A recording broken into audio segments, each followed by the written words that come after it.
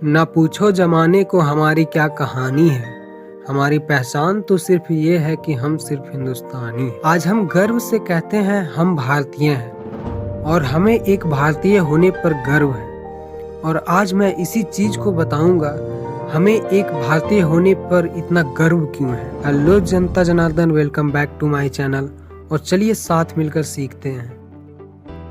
लाइवमेंट की एक रिपोर्ट में Cambridge historian Angus Mattson work की एक बात छपी थी, जिसमें उन्होंने बताया था सन 1700 में वर्ल्ड इनकम में 22.6% जीडीपी भागीदारी सिर्फ इंडिया निभाती थी, जो उस वक्त almostly equal to Europe GDP थी।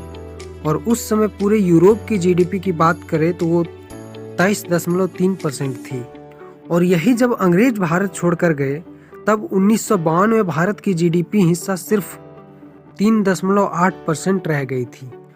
आप इस ग्राफ को देखकर ये अंदाजा लगा सकते हैं कि अंग्रेजों ने हमें कितना लूटा और इंडिया की जीडीपी को आसमान से जमीन तक लाने में कितना बड़ा योगदान निभाया। आप देख सकते हैं ग्राफ में शुरुआती समय में भारत की जीडीपी हिस्सा करीब 30% से भी ज्यादा थी। और इतनी बड़ी अर्थव्यवस्था की सबसे खास बात यह थी कि 30% जीडीपी हिस्सा केवल और केवल कृषि क्षेत्र से ही हासिल की गई थी। उस टाइम पे ना उद्योग थे, ना परिवहन, ना ही किसी तरह की सेवाएं दी जाती थी। सिर्फ प्राथमिक क्षेत्र से ही अर्थव्यवस्था चलती थी। भारत में अंग्रेजों का आगमन हुआ 24 अगस्त 1608 को और धीरे धीरे अंग्रेजों ने भारत को अपने कब्जे में लेना शुरू किया। और 1857 की क्रांति के बाद पूर्ण रूप से अंग्रेज भारत को अपने अधीन कर लिया और 15 अगस्त 1947 तक अपने अधीन रखा। इसी अवधि में आप देख सकते हैं भारत की जीडीपी लड़खड़ाते हुए गिरती गई और 1700 में 22.6% वर्ल्ड इनकम में हिस्सा निभाने वाली जीडीपी 1947 आते आते 3% से भी कम हिस्सा निभाने लगी वर्ल्ड इनकम में। और 1947 के समय भारत की जीडीपी मात्र रह गई 2.7 लाख करोड़। देश की ऐसी स्थिति सिर्फ अंग्रेजों के आने के बाद हुआ। मतलब कि कितने बुरे तरीकों से अंग्रेजों ने देश को लूटा। अगर अंग्रेज भारत ना आए होते तो आज भारत का 1 रुपया अमेरिका के कई डॉलर के बराबर होता और ना ही इतना महंगाई बढ़ता। सारा दोष अंग्रेजों का है, ना कि भारत के किसी सरकार का। अंग्रेज जो भी करते सिर्फ अपने मतलब और फायदे के लिए करते।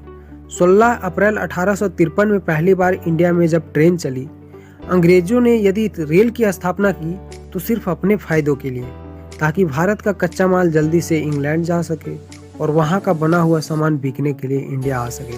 अंग्रेज सिर्फ अपने मतलब से भारत में थे और भारत को गुलाम बना कर रखा था। लेकिन आजादी के इस ईमानदार संघर्ष में ईंट का जवाब पत्थर से दिया और अंततः 15 अगस्त 1947 को भारत को पूर्ण स्वतंत्रता दिलाई। आजादी के वक्त भारत की अर्थव्यवस्था और लड़खड़ाई हुई इसलिए थी क्योंकि 1939 से 1945 के बीच हुआ द्वितीय विश्व युद्ध, जिसने भारत के साथ पूरे वर्ल्ड को बर्बाद किया।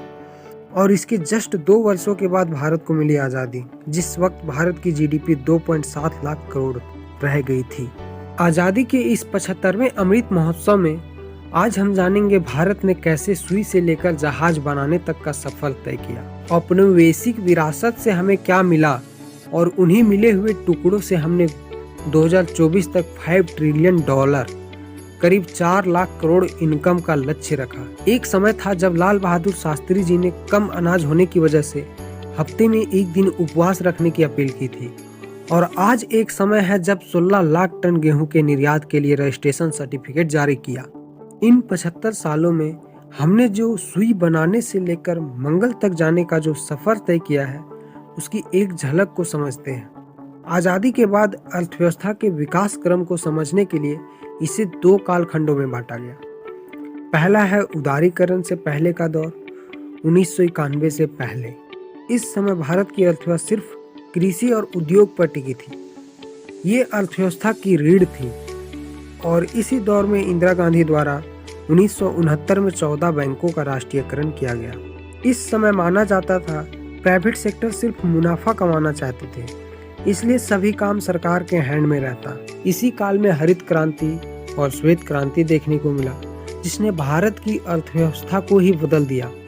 ये उस समय की बहुत बड़ी उपलब्धियां थी। विश्व स्तरीय IITS, IAIMS की स्थापना अहम कदम था।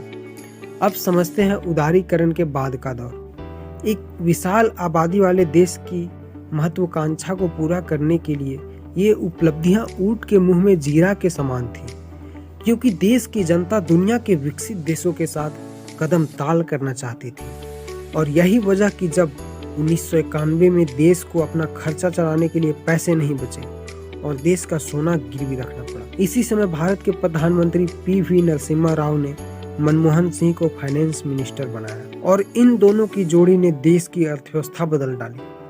इसके बाद से देश की अर्थव्यवस्था ने ऐसी रफ्तार पकड़ी कि आज दुनिया के बड़े अर्थव्यवस्था वाले देशों के नाम में इंडिया भी आती है। मनमोहन सिंह के कड़क फैसले LPG लिबरलाइजेशन उदारीकरण, प्राइवेटाइजेशन निजीकरण, ग्लोबलाइजेशन भूमंडीकरण, LPG फैसले ने देश के दिवालिया होने से बचा लिया। और इस तरह सभी नेताओं के अथक प्रयासों के बाद, चाहे वो पंडित जवाहरलाल नेहरू हो, लाल बहादुर शास्त्री हो, इंदिरा गांधी, राजीव गांधी, अटल बिहारी वाजपेयी, मनमोहन सिंह, नरेंद्र मोदी और कई राजनीतिक ईमानदार नेताओं के बड़े फैसले ने आज औपनिवेशिक विरासत में मिली 2.7 लाख करोड़ की GDP को 147 लाख करोड़ तक लाया।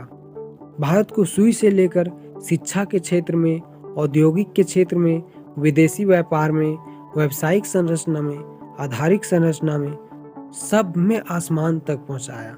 और आज इसीलिए मुझे एक भारतीय होने पर गर्व है। उम्मीद है वीडियो आपको अच्छी लगी हो। वीडियो अच्छी लगी हो तो प्लीज़ वीडियो को लाइक कर देना, चैनल को सब्सक्राइब कर देना, क्योंकि आपके एक लाइक सब्सक्राइब से मुझे बहुत ज़्यादा मोटिवेशन मिलती है। तो मिलते हैं नेक्स्ट वीडियो में, तब तक के लिए धन्यवाद। जय हिंद, जय भारत, राष्ट्र हित परमो धर्म।